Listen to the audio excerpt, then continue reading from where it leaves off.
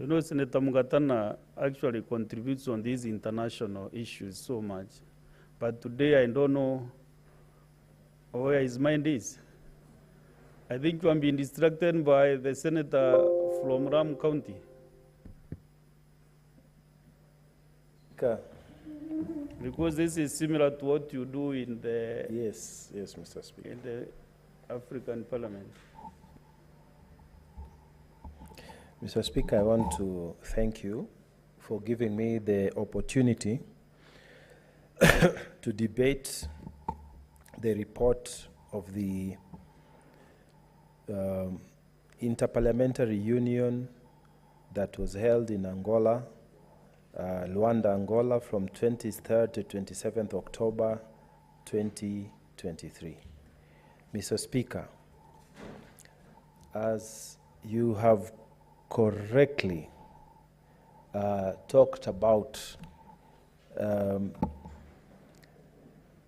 there is a very big role that parliaments all over the world play in terms of cooperation, coordination, and ensuring that the representatives of the people around the world come together and discuss issues that are relevant. Mr. Speaker, on this meeting that was held in Luanda, a lot of things were discussed, Mr. Speaker. A lot of things were discussed, but I would like to dwell on the issue that focused on global food security. Mr. Speaker, there are many challenges, and it was recognized by the parliaments that were seated in Luanda, Angola, that many parliaments in many parts of the world are affected by the problems of food insecurity. Mr. Speaker, there are lots of problems. The world is not being able to feed itself, and there are people who are living in areas that are frequently hit by climate-related disasters. And Mr. Speaker, during this meeting in Luanda, there was a focus on what was happening in the El Nino time, at that time, Mr. Speaker. And there was a relation in these discussions about droughts that had increased.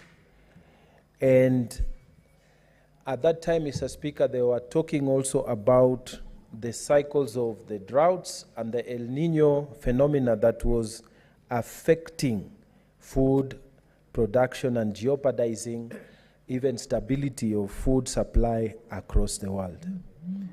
Mr. Speaker, these parliaments also discussed the impact of COVID-19 pandemic, that so many people were not able to access their farms, so many people were not able to be engaged usefully so that they can produce food.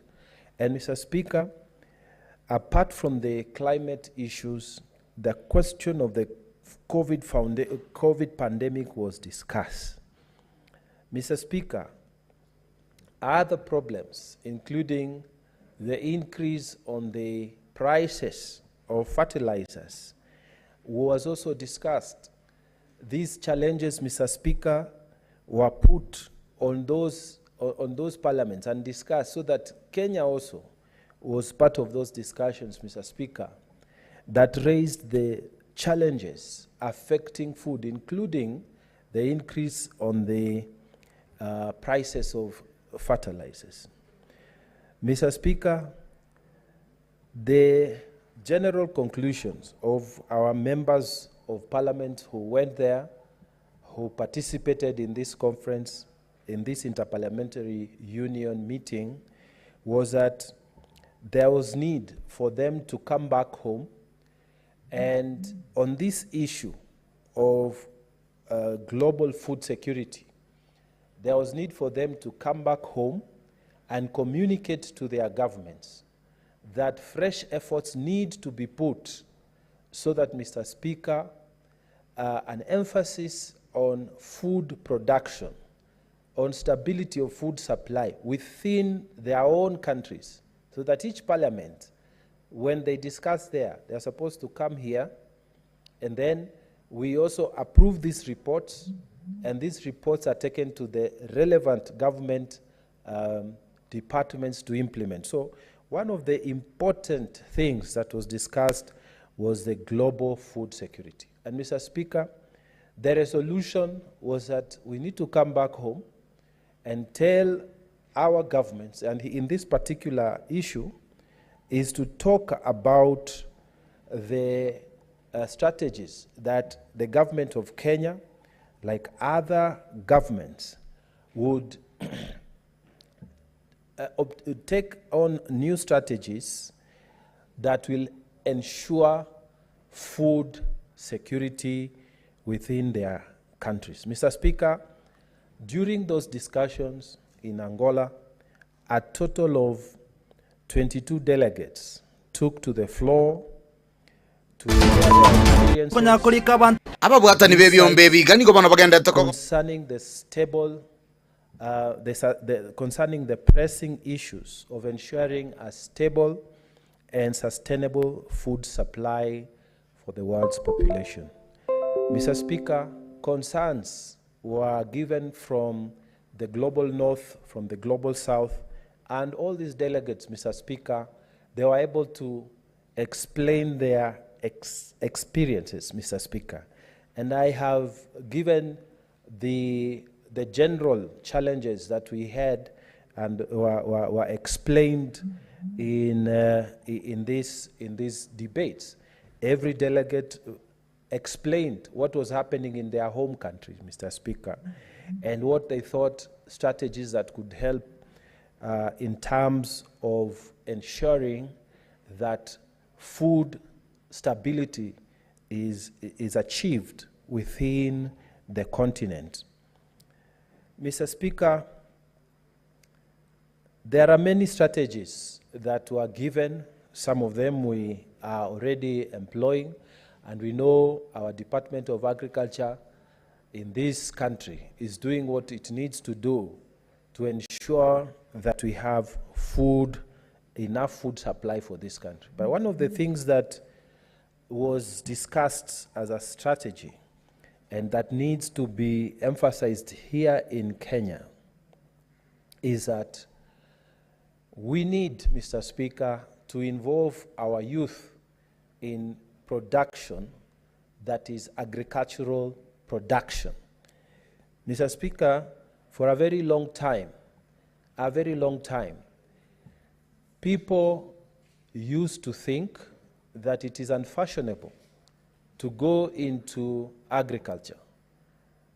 Our children, and even in our generation and the generation that followed us, a lot of people would aspire to be professionals in various fields, in engineering, in the practice of law, like I did, in medicine, in architecture, and all these other big professions.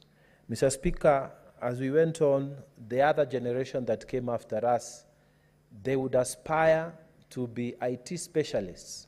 They would aspire to open companies in that area that was practically new at the time, in our time, and maybe go into technology-oriented businesses. But very few people, Mr. Speaker, would aspire to be top agriculturalists. People would aspire to inherit the lands from their parents and make them productive.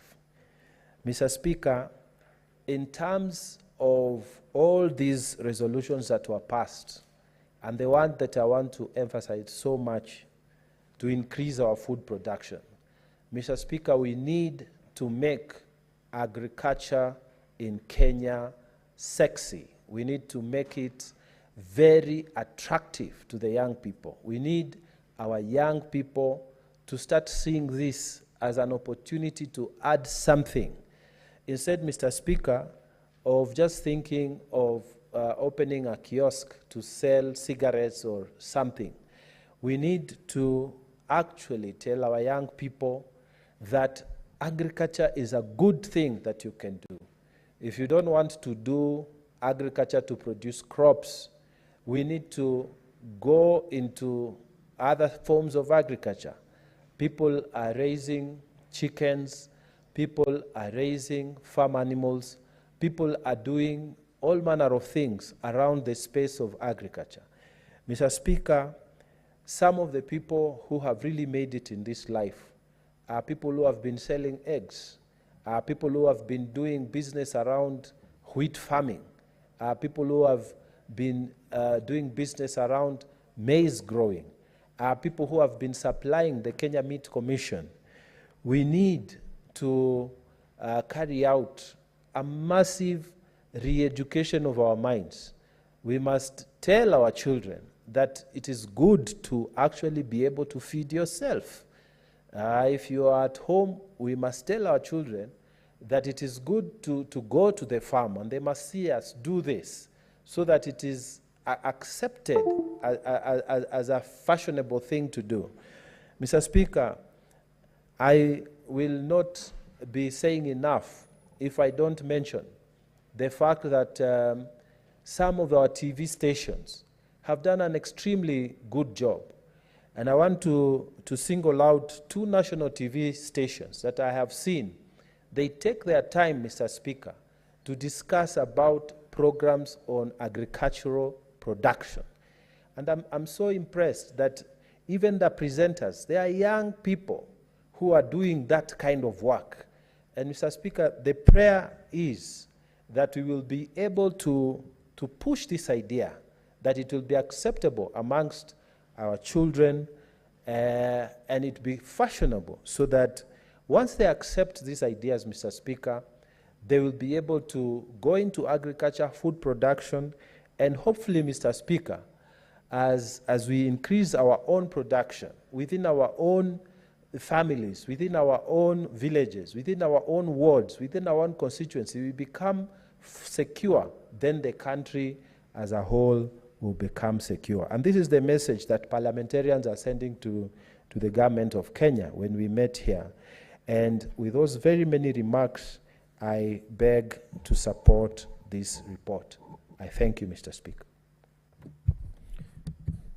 Honorable Senators.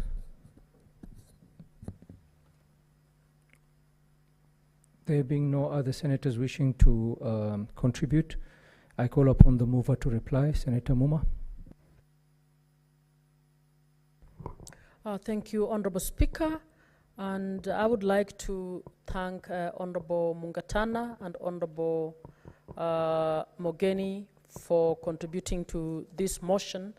Honorable Speaker, as we participate in international conversations with other parliaments around the world,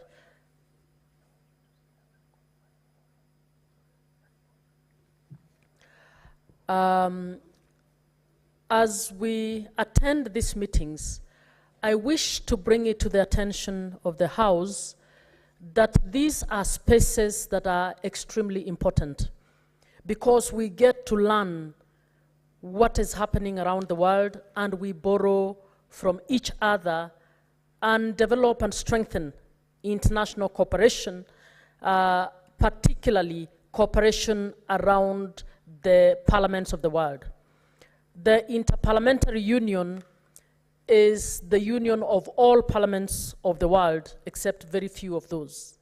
Mr. Speaker, as we have met in during this session, very key issues have been discussed, including peace and security, and how the different nations can come together to strengthen the rules and regulations that we have internationally on peace and security, the rules and regulations around matters food security, rules and regulations around sustainable development, rules and regulations on other issues, particularly emerging issues. When I moved the motion, I spoke about the Science and Technology Committee that I'm sitting in, Mr. Speaker, that has been a very educative forum. Very educative forum because there are so many things we take for granted. And you find that the world is actually going to centrally driven by technology. And we are all going there, but possibly not planning for it properly. And the parliaments of this world and parliamentarians do not necessarily have the capacity to be able to know what kind of policy can they support within their arms of government. So these sessions enable us to be able to converse and to be able to see how to move legislation in these areas. One of the ongoing conversations technically that is happening is the matter of internet governance. Honorable Speaker, I don't think anybody is moving serious legislation and policy around internet governance in this country. And internet governance is a complex issue that would require that we refocus, knowing that internet actually makes the globe a one center. Because with internet, you are able to access information, not just from your own country, but from other countries. And we need to be able to think on how we can have complex regulations that can ensure that as we use internet, as it enables us to move on many fronts, that it will also be able to be a safe space, particularly for those who are vulnerable, including minors. We would not know how to do these things unless we deliberately are trained on this. And I'm not aware of, at the Kenya level, any trainings that our own parliament or PSC has put in place to guide us on understanding the complex scientific areas that require that we regulate. Mr. Speaker, in the Angola meeting, one of the things that came up, one of the resolutions that was moved by the Committee on Democracy and Human Rights was a resolution on orphanage trafficking. And this, Kenya actually had 6 amendments to this resolution, and we actually managed to get 5 of them taken up. And when I came back home, Mr. Speaker, I'm happy to report that I have actually, with the support of the legal department, we are drafting an amendment to our Child Trafficking Act, because in that act we never contemplated trafficking that happens around the orphanage.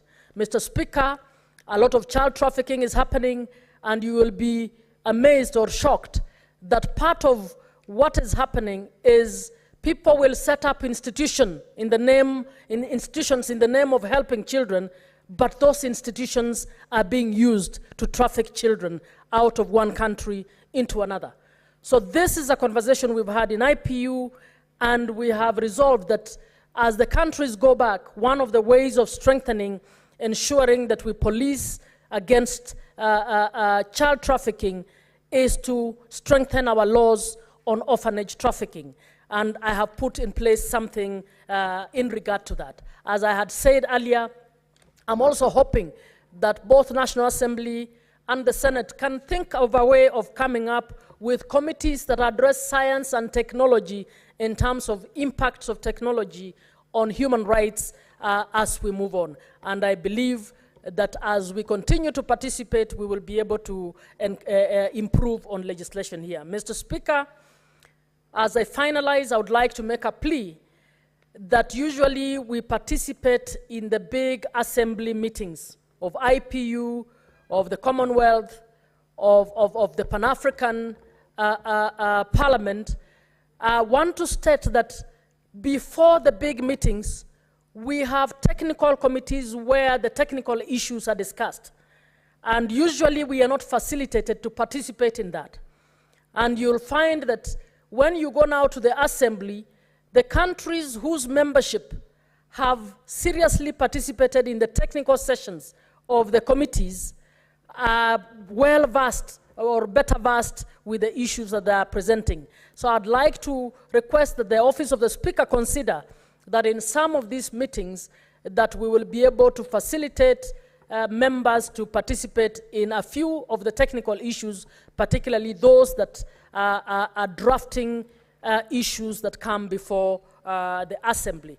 I therefore wish to thank my colleagues for contributing to this motion, and I wish to ask that to request the Speaker to defer the putting of the question. Thank you very much. Thank you, Senator.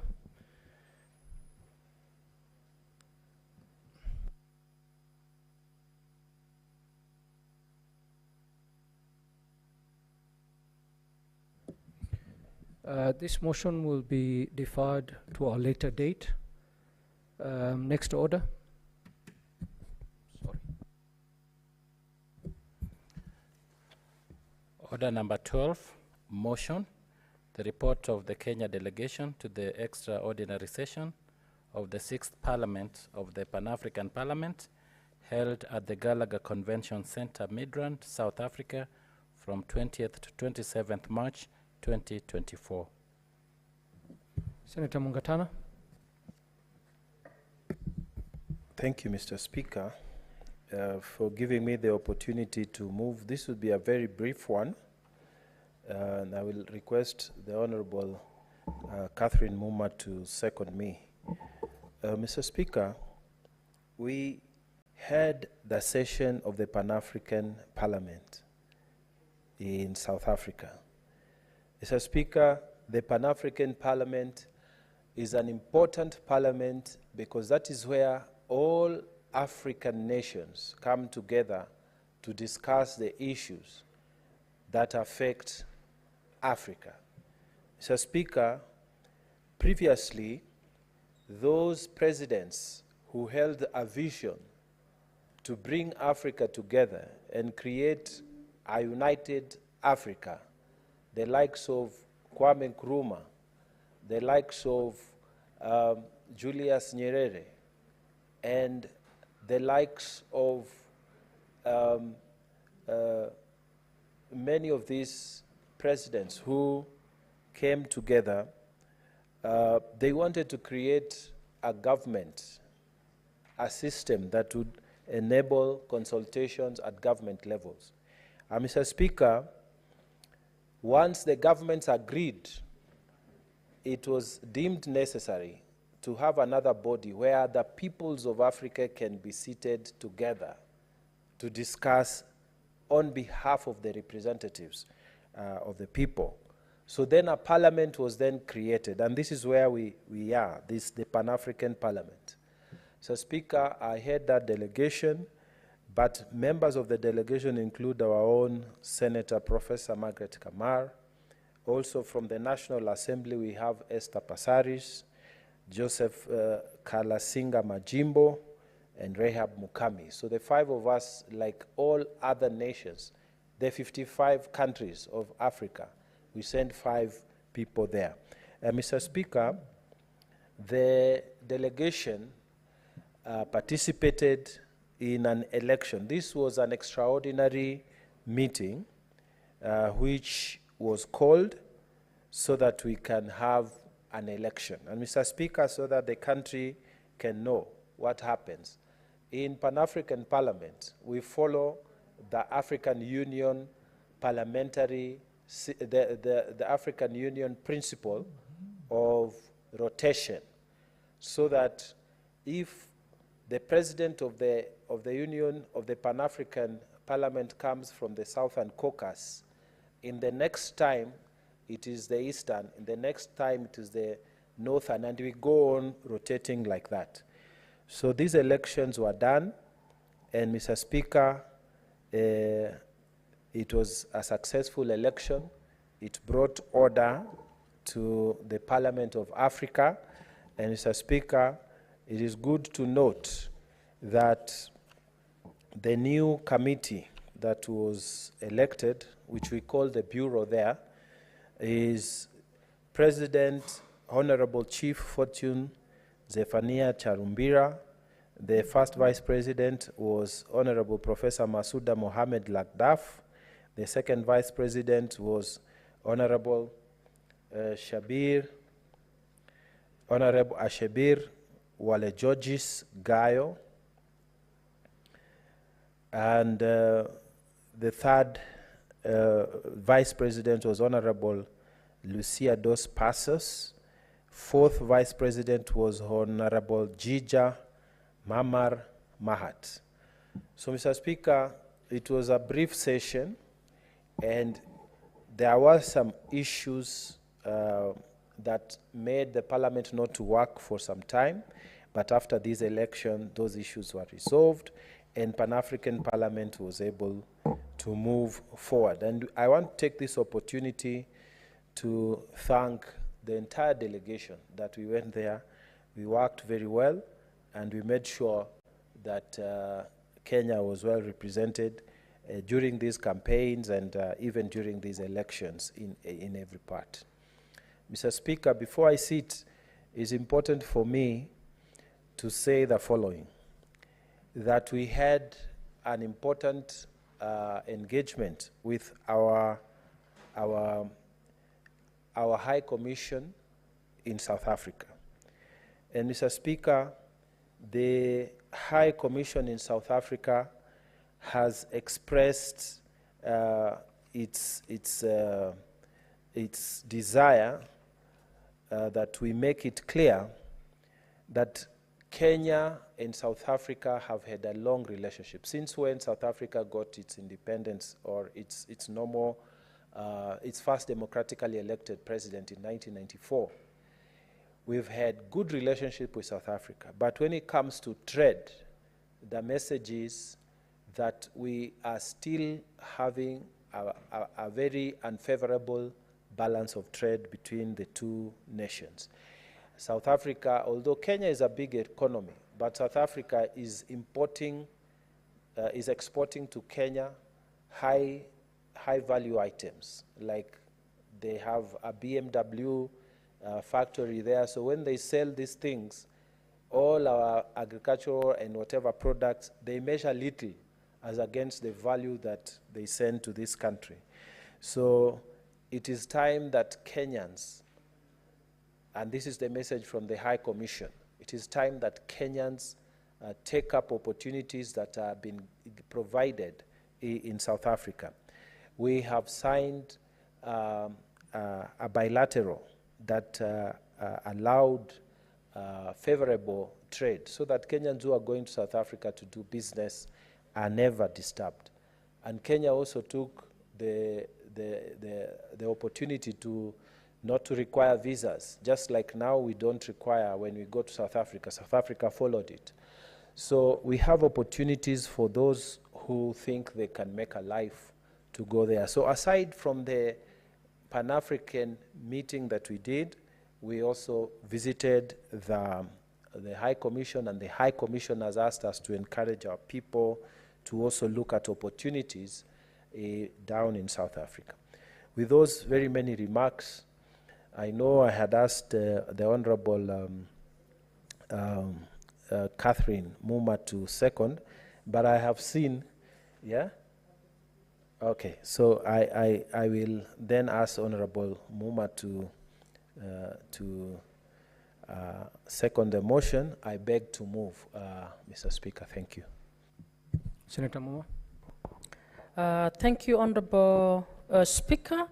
I rise to second the motion on the report of the Kenya delegation to the extraordinary session of the 6th Parliament of the Pan-African Parliament held at the Gallagher Convention Center, Midrand, South Africa, from 20th to 27th March 2024. Mr. Speaker, as I have said in the earlier conversation, these meetings are very, very important, and they add to expanding our knowledge as parliamentarians and to come up with the ideas that can help us to inject a newness and inject innovation, drawing from what other parliaments are doing around the world. The Pan-African Parliament in particular, Mr. Speaker, is one where I think we can do a lot more.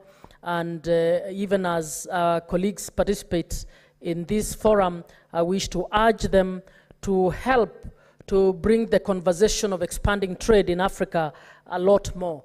Mr. Speaker, it is strange that some West African countries have to go to Europe before they come back to East Africa. It is strange that a number of countries in Africa get simple food products all imported from Europe. When, Mr. Speaker, I think the food produce that Honorable Mungatana was speaking about is plenty on the African continent, and if we open the routings, trade routings across Africa and amongst the African countries, Mr. Speaker, we will actually enrich our continent much faster. So I would want to request that our colleagues on Pan-African, on the Pan-African Parliament steer the conversation and spearhead a conversation that can actually see an open Africa where we are trading with each other more and we are focusing a lot on intra-Africa trade than the opening up trade elsewhere. I therefore second, Mr. Speaker. Honourable Senators, I propose the question that the Senate notes the report of the Kenya delegation to the extraordinary session of the 6th Parliament of the Pan-African Parliament held at the Gallagher Convention Centre, Midrand, South Africa, from 20th to 27th March 2024, laid on the table of the Senate on Wednesday, 24th April 2024. Senator Margaret Kamar.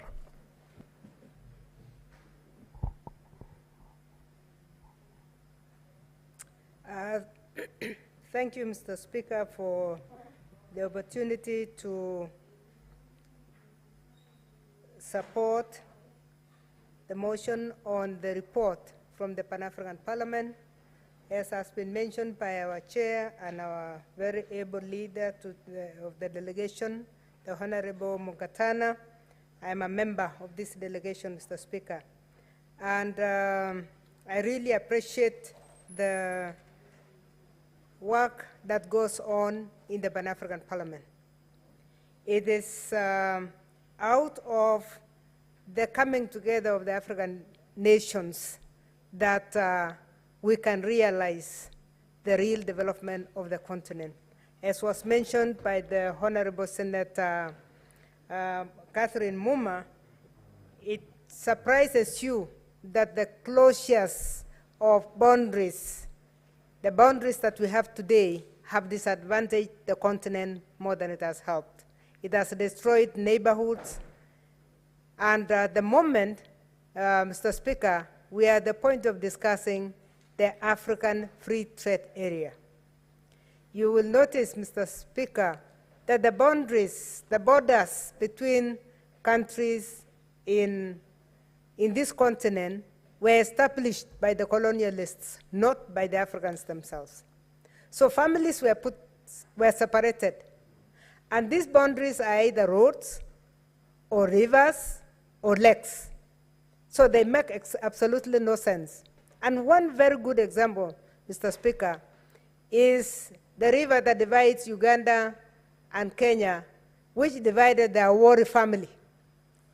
So we have our own former president in Kenya, Moody Awori, on the site of Kenya. And the time when he was the vice president in Kenya, we had a minister in Uganda called Agri Awori. His own brother, one father, one mother, following one another in birth. But because the river divided their land and they had both sides of the land, some were called Ugandans and others were called Kenyans. This is true for most neighborhoods along the boundaries in the continent of Africa. So as the heads of state are now discussing the unification as far as trade is concerned, to enable free movement of goods and free movement of persons, it is the thing that is going to develop the continent. Because this boundary issue is what has caused enmity between peoples who were friends. It has created tension between people who didn't even know what it means to have a name called a country. So, Mr. Speaker, I want the senators here to note that very soon we are going to come to this House to request for ratification of the protocol on the African Free Trade Area after. And that is going to be a breakthrough for the continent. There are a number of protocols that we hope can be ratified soon. We have the Malabo protocol that has not been ratified in this House. We have a number of other laws, model laws that are developed by the Pan-African Parliament. In the Pan-African Parliament, Mr. Speaker, one of our projects is to develop model laws. Why model laws? We develop model laws because we are developing standards that we expect different countries to go and adopt.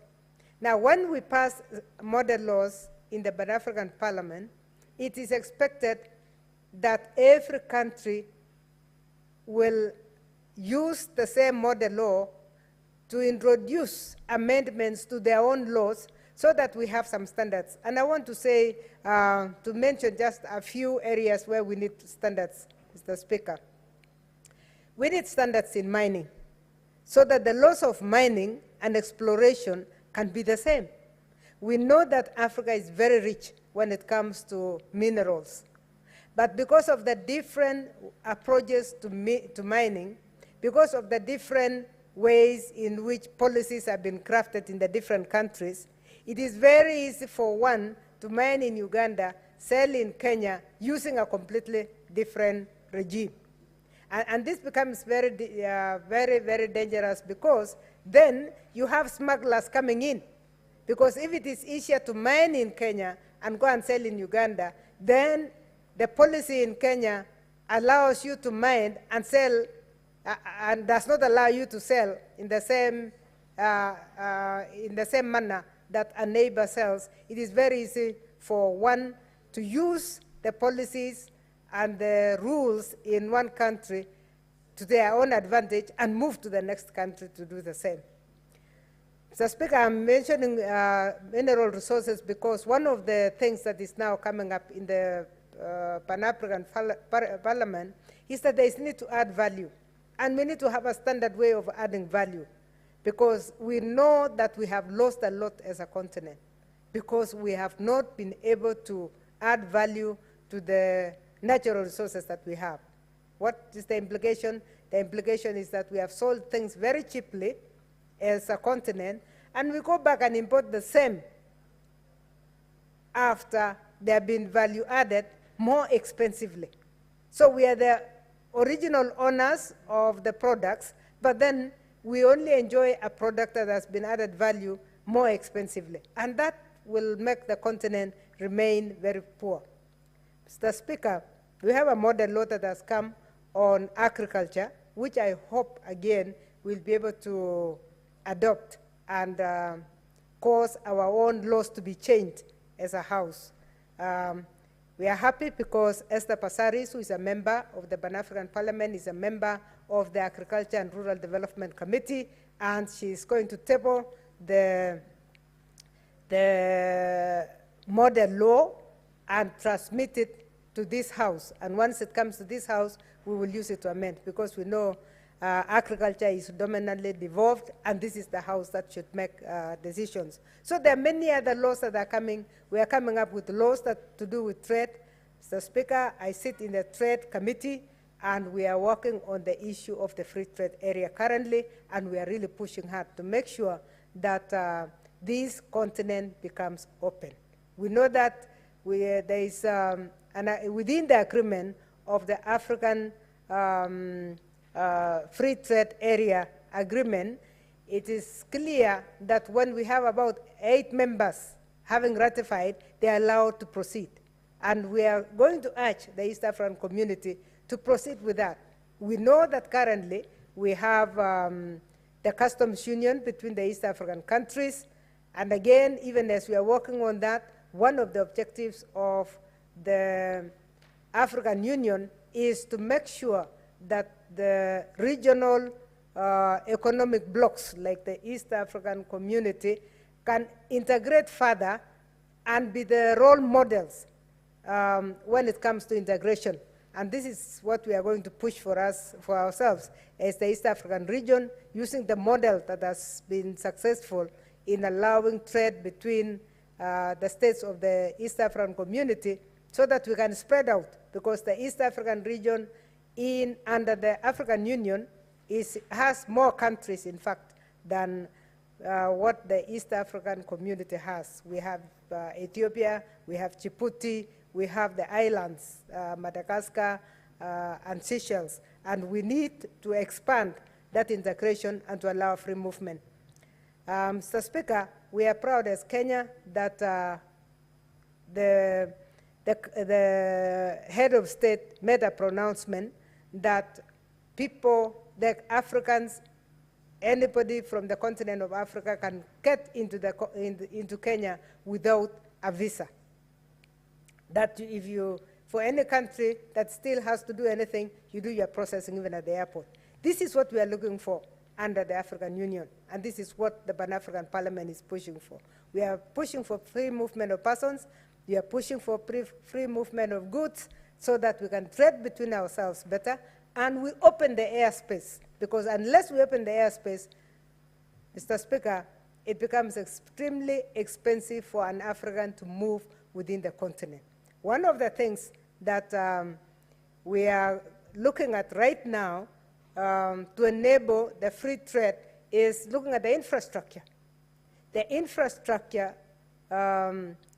requires that we have railway lines connecting, railway connectivity between countries in the continent. We want to have road networks between the country. We are very, very happy that with the candidature, as a delegation, we are very happy with the candidature of the Right Honorable Amolo Odinga. The main reason is that he was in charge of the African infrastructure before. So the priorities that he had put in place are the priorities that are now at the committee stage, when we are telling ourselves we need to have road networks, we need to have rail networks, so that we can have a railway line that starts from Cape Town all the way to Cairo. Then we have rails from Nairobi all the way to the west, to Senegal. These are some of the things that were emphasized when our own candidate, Raila Amolo Odinga, was in charge of infrastructure. It is our prayer as a House that he will win that position, so that he moves this ahead. Mr. Speaker, may I finally say we are very grateful as a delegation that we have been given the opportunity to take up this great responsibility, and we believe that with the leadership of the Honorable Mungatana, we will even participate more, and we will give more reports in this House, so that the House can be moving with us. With those remarks, Mr. Speaker, I support. Thank you, Senator Esther.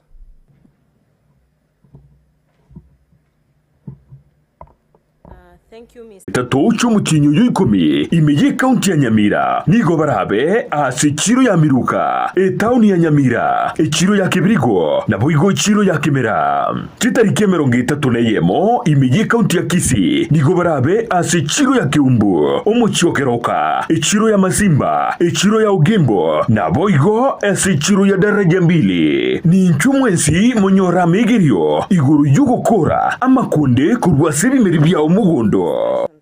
Mr. Speaker, sir, allow me to just note a key area of interest. This is on trade. As a member of the Trade Committee of the Senate, earlier this year, we were fortunate enough to have an address by the Secretary General of the African Continental Free Trade Area, that is Wamkele Mene. And he took us through what their agenda is and how they want to synergize with African countries. And I want to note that there is already political goodwill from Kenya as a country led by the president, who actually has been on the front line, pushing for Africa being very open to trade and encouraging the rest of the Kenyans who are in those other countries to participate.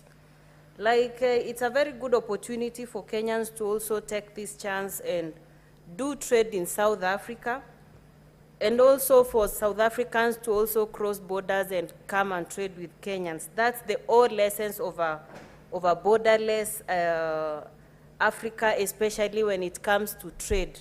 Mr. Speaker, sir, also, the Pan-African Parliament, whatever issues that are being discussed in that parliament are very key, especially to Africans, because that parliament represents legislators who have been sent from different countries in Africa, and we tend to think whatever proposal that originate from brains in the Pan-African Parliament should address most of the challenges we as a continent and as a country are facing. So we need to have more of these proposals and solutions that are being offered by the Pan-African Parliament be implemented in the member states so that we can make progress. Let it not be after every mission we still have the same agenda we are revisiting. We need to make progress so that there is value for investing in our African states. Mr. Speaker, sir, also, Africa is a very key, it's a very key continent, and that's why you see even other countries in the rest of the world wanting to follow closely what we as a continent are engaging in. Look at even the African Union elections that we are actually pitching up for with the Right Honorable Raila Odinga. It's very instrumental, and that's why citizens need to realize that it's not just an interest of a country, but they are equally affected in what goes on around the continent, because challenges Africans in Kenya are experiencing are the same challenges Africans in Ghana are experiencing, the same challenges Africans in Botswana are experiencing, and solutions are somehow similar. So I urge my colleague members of parliament to support this report and walk the talk from some of these proposals, so that we even give the members who normally go representing us in the Pan-African Parliament reason to agitate strongly for some of the proposals we are giving. So thank you, Mr. Speaker, and let me just conclude by saying that this is also a very good opportunity, not just for senior citizens who are very much abled economically, but for young people, because young people are very quick, especially in this digital era, to connect across the continent and can therefore boost their networking skills, especially in business, not just selling in Kenya, but selling across the continent. Thank you, Mr. Speaker. Thank you, Senator. Senator Beatrice Ogola. Thank you, Mr. Speaker. From the onset, Honorable Speaker, I want to applaud the very senior delegation and led by Senator Danson Mungatana, the leader of the delegation. Honorable Speaker, the delegation is composed of very, very senior legislatures, and we are happy also to benefit from their wisdom, from their institutional memory of the legislative arm of our government. Senator Mungatana has a rich history, both from his profession and from his work in Parliament, as demonstrated even by his contributions and by his debates right at the Senate. Senator Professor Margaret Kamar is a seasoned legislator, and we remain very proud of the delegation that has really made this report. Honorable Speaker, as I support this report, I also look forward to an African that I will be very proud of, Honorable Speaker. Honorable Speaker, I would like an African that will be working towards the preservation, conservation of our resources, the vast resources that we have in this region. There is no African country, Honorable Speaker, that is not blessed with great resources. And so, in this report, I want to be very, I'm very happy even about the composition of the PAP committees as presented in this report. If you look at number clause 13, you see the committees there, the Committee on Rural Economy, Agriculture, Natural Resources, and Environment. Honorable Speaker, other than the preservation, conservation of our resources, I look forward to an Africa that will have an harmonized air travel, Honorable Speaker. We have often heard at public forums where the Right Honorable former Prime Minister, the Honorable Raila Amolo Odinga, talk about the challenges we have in the air travel in Africa, about the various barriers that are there, and about the so many clearances that you have to get if you are to fly over the African airspace. And it is so then, Honorable Speaker, that I support this report as I look forward to the discussion of some of these challenges and then so that we are able to have a solution to some of these challenges. Honorable Speaker, I also look forward to a more harmonized currency across Africa. Honorable Speaker, we know, and as was echoed by my senior Senator Kamar, that Africa was one, and we were made to feel that you are Kenya, you are Uganda, you are Botswana, you are Rwanda, you are all over all these countries that were created from the same block.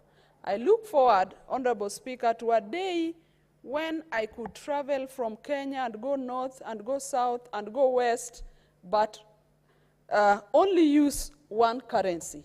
And it is based on that that I support the report, because we are looking forward to eminent solutions that will come from this engagement. Honorable Speaker, in the report they've reference to a number of objectives of the Pan-African Parliament.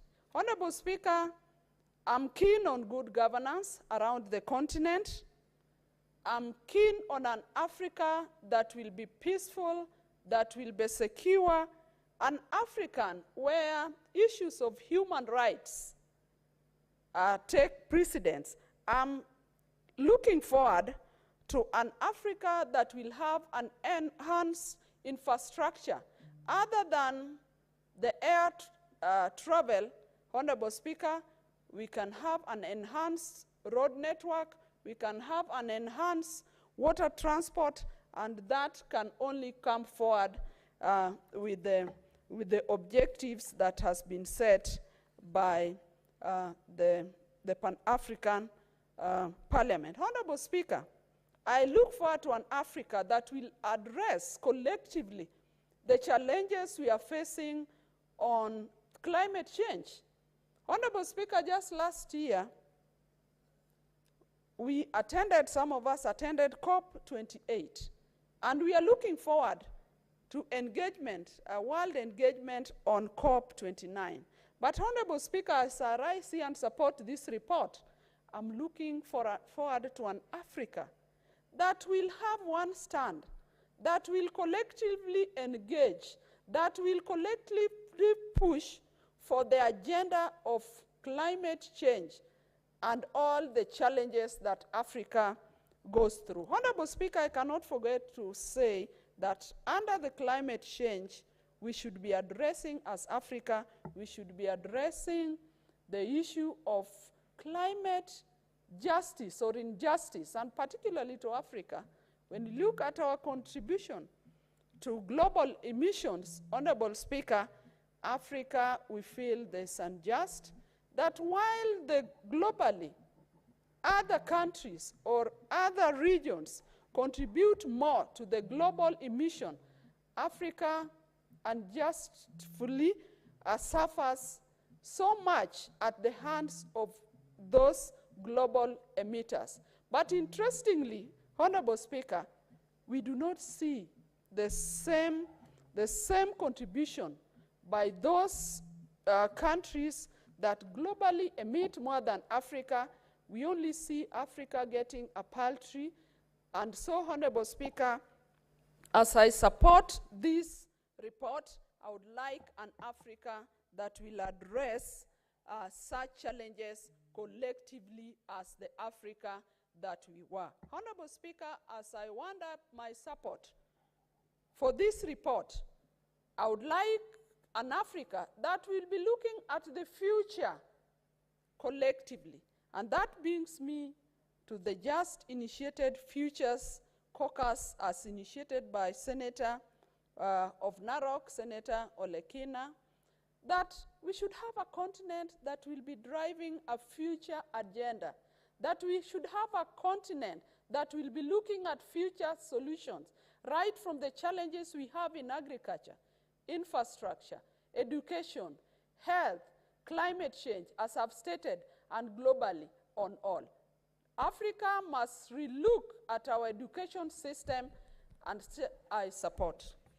Senator Beatrice Ogola, you'll have a remainder of 7 minutes when this motion resumes next. Honorable Senators, it is now 1 p.m., time to adjourn the Senate. The Senate therefore stands adjourned until today, Wednesday, 9th October 2024 at 2:30 p.m.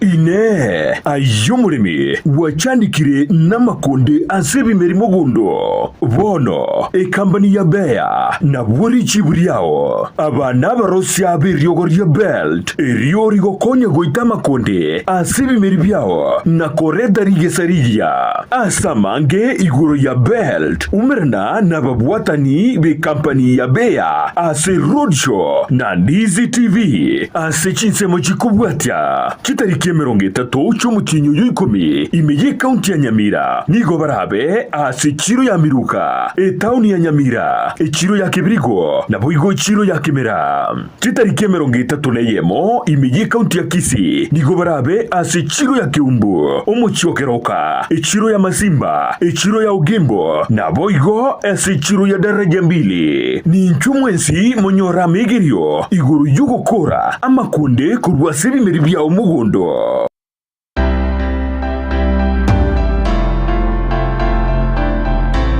ayumuremyi giata kurworo gonkorwo Gusii nikisemo chiyetanaine wono nankakinde yonsi talera eduka ya Enokem Agrovet Limited nichinsage chaye bwenyorera mariogo yugusyalire bimeri mugondo amoyo chimbusuro endagira yetugo embego yetugo amariogo yugo itekenyambi mugondo chi supplement chetugo ebichuchu byogotuga na yandamange naobare imiyumu chubusongo ansamangacho Akenyoro Farmers Cooperative Plaza Angena Market Plaza Orosagironde Nigurure opposite Shell Petrol Station formerly Falcon Petrol Station Nabuigo Orosagironde Nigurure nsemo ya Jogo Angene skuru yobroso ya Jogo Primary Nabuigo Okoba Kirisimi Ilikoma Nyamange Enokem Agrovet Limited Growing healthier future one harvest at a time.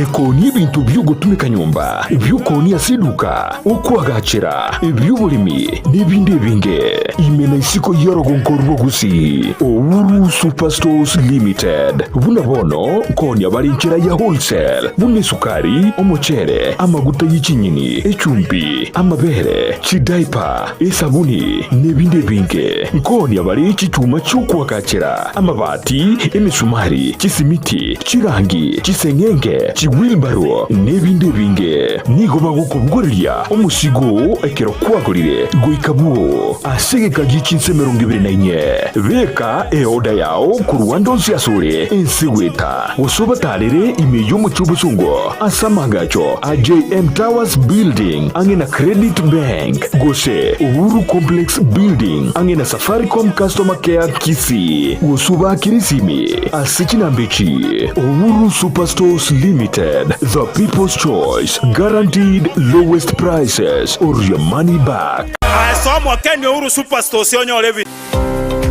Ne, ano mwana w'icyanga cya mitumba kirajya abana amo n'abantu tabanere na nigota gitego kinyorageka kyange bono Mama Tefi Mitumba Bells nigo akorobeire sabari ntambe asago kireteire gisiri na munwa no Mama Tefi Mitumba egotogotoka se Imperial Building igero opposite St Jude na ende RBN Family Bank.